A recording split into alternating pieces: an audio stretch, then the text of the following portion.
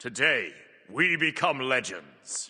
Today's Titan Talk had a bonus balance hotfix to go over, an in-depth look at the new movement overhaul coming to Smite 2 pretty soon, as well as some interesting Q&A. So without further ado, let's jump right in with today's Titan Talk recap. First up, a bonus balance hotfix was released this morning with a bunch of balance changes to address some common issues and overperformers in OB6. The base health changes to objectives in Conquest have been completely reverted, thank god. Even as it was, objectives were too squishy, especially with the proc builds going around. Nerfing their HP even more was a wild change, so I'm glad they reverted that. Blink Rune's cooldown has been reduced to 210 seconds from 240. Still way too long for a non-combat blink in my opinion, but maybe they'll reduce it further after they gather some data on this current cooldown. Sunder has been nerfed in its per level damage from 6 to 4, so a total reduction of 40 damage at level 20. There has definitely been a bit of a Sunder meta emerging, so this makes sense, but I do think part of this is because Blink is so bad and no one wants to build that. A lot of Blink users have just started going Sunder in its place. If Blink becomes viable again, Sunder usage will probably go down even without these nerfs. Arendite's strength has gone down from 65 to 50, a pretty big nerf, but it definitely needed it. It will probably still be a strong item, but not completely broken anymore. They said they're also looking at the movement speed aspect of Arendite and might make changes to that in the future as well if it needs it. Alongside the objective health revert, Braggy's Harp and Sunbeam Bow now also deal 50% of their damage to structures and jungle bosses instead of 100%. Good change, I think. These items being able to hit towers and bosses just made for some ludicrous split push and objective soloing strategies that really weren't fun to play around. The Titan's Bane and Obsidian Shard changes that were supposed to go live with the update have now been pushed. They both now have 25% pen up from 15%, but now cost 3050 gold for Shard and 3100 gold for Titans. Not sure why the disparity there, to be honest, but yeah, I do like this change. Now you'll have more access to percent pen if you want to, but at a more significant cost. And finally, Warrior's Axe has had its strength nerfed from 15 to 12, its true damage on the proc from 40 to 30, but its heal on the proc has been increased from 20 to 30. Good changes overall for Axe, I think, because it was absolutely dominating basically every role due to how strong it was in the early game. We'll see if it needs more nerfs after this. And finally, Kilgoon also mentioned they're keeping an eye on Merlin and they're aware of the feedback of people have been giving that he feels a bit weak, but they want to leave it a little while just because Merlin can be a bit of a harder god to play and his win rates might pick up as the patch goes on. Moving on from balance though, today's show had Nick on to talk about the movement overhaul that the team has been working on in the background for a few months. They talked briefly about a new system in UE5 called Save Movement, where basically the server has ultimate control over where you move, but it allows the client to initiate actions and movement, then corrects you back to where you should be if something is happening differently to what the server thinks. In theory, this kind of a system should reduce stuttering and jitters in all forms of movement. WASD movement, dashes, jumps, banishes, grabs, all that kind of stuff. They said they're not quite ready to push this live yet, as there's still some abilities like Get One that don't particularly work great with the new system. Collision dashes are another one that he mentioned, like Amaterasu 3 and Danza, all that kind of stuff. But there was an ambassador test yesterday that went pretty well, and they should have it ready for a flash test fairly soon. They also showed some videos for comparison of the old versus new system. The green boxes in these videos are where the server thinks you are, and the red boxes are where your client thinks you are at every frame. This one that's been playing in the background is the old system, simulating 120 ping. And this is the new system. You might see very little of those boxes now, and that's because the server and client are in agreement, so no boxes appear. You can see a little on the dashes occasionally, but they're nowhere near as frequent as on the old system, and it just looks smoother in general. This test was also simulating 120 ping. Of course, this is really a system that you need to play to feel the difference. Videos can't do it the full justice, but I gotta say, it definitely looks a lot smoother in the second clip compared to the first. They also said that this system is sort of analogous to rollback netcode in fighting games, if any of you guys play those. Someone asked if this kind of a system could help with the situations where your ultimate goes off on your client, but not on the server, and they said probably not. That's a different kind of thing, and you want the server to be the ultimate authority in that regard. Someone asked if this system would fix the jank with certain abilities like Bologna's Shield Bash, and they said Bologna's one does feel a lot better on the new system in their testing. There was a question about blinking mid ability and if this system will improve the feels of doing that, and they said yes, it should feel better on the new system. Someone asked if the new system is closer to Smite 1's movement or completely new, and they said Smite 2 as it is right now is very similar to Smite 1 in terms of movement, in the way that it's coded and that kind of stuff, but this new system is a big shift in how the game calculates and determines movement. They also mentioned that this change will have the biggest impact on high ping players, as there's more client-server disagreements when your client is 400 milliseconds ahead of the server compared to 100. Someone asked about 10v10 and how it wasn't technically possible in Smite 1 really, said if it would be more possible in Smite 2. They said performance issues would be the main thing there, but also adjusting the UI to be able to display 20 players instead of 10. It sounds like they probably would never do it based on how they were talking about it. Someone asked about multiple aspects for gods, and they said generally they want to make sure every god has an aspect first before going into secondary aspects for any gods, but they're open to it in the future. Kilgoon also mentioned that Cerberus aspect is in internal testing right now, so it seems possible he might have an aspect coming at like a week into OB7, kind of similar to how Merlin did with OB6. Cerberus will be fully showcased on Monday alongside the other OB7 features, so be sure to subscribe for that. Someone asked about the new player experience, and they said they're still working on some stuff in the background related to this, but nothing to share right now. There was a question about Assault updates, and they said Friday's show will be dedicated to some Assault changes, so tune in then. I'll subscribe here to catch my coverage of it. Someone asked about Smite Car 2, and they said the new movement system and UE5 would allow them to do it way better than it was in Smite 1. That doesn't mean it's coming though, keep your panties on. There was a question about two-person gods, and they said technically yes, they could do this, but it does present a lot of design challenges that will be difficult to overcome. There was a question about Charon and if he's a difficult god to port over. They said he has some unique animation tech in terms of the boat and things like that, but overall nothing too crazy that would make him super hard to add. Someone asked about reworks to more infamous and disliked designs as they come over to Smite 2, or even after they've already come over. Kilgoon basically said that they don't really plan to do this because most of the time players kick up a storm over their favorite character being reworked. They want to look at more smaller changes to characters so they ultimately feel the same, maybe just a little different. There was a question about picking out different abilities from different gods and making a kit from it, potentially for a match of the day or something like that. They said some abilities will work like this pretty easily, but some do rely on things within their host god's kit that wouldn't really work if you just pluck them out of their home kit. This idea sounds super fun, but it would likely be a lot of work to redo a bunch of abilities and not rely on the home kit whatsoever, so they probably wouldn't happen. Someone asked if there's ever been a time they seriously considered a character with some more top-down elements, and they said they have considered it, but feel like it probably wouldn't feel like Smite, so they probably won't do it. And finally, Smite 2 is now on Game Pass, and you'll get the GG emotes, the green Xbox Akate skin, and 5 specific god unlocks if you log into Smite via the Xbox Pass, or the PC version as well. They forgot which gods exactly you will get unlocked, but they mentioned Akate and Hercules. But that's it for today's Titan Talk recap. Some pretty exciting stuff with an in-depth look at the new movement overhaul coming to the game, a pretty sizable balanced pass to address some issues, and some interesting questions. The Assault Talk will be on Friday, and the OB7 showcase will be on Monday, so don't forget to subscribe to the channel if you want to catch my recaps of those, and I'll catch you guys in another one later on. Have a great day, and peace out, you nerds.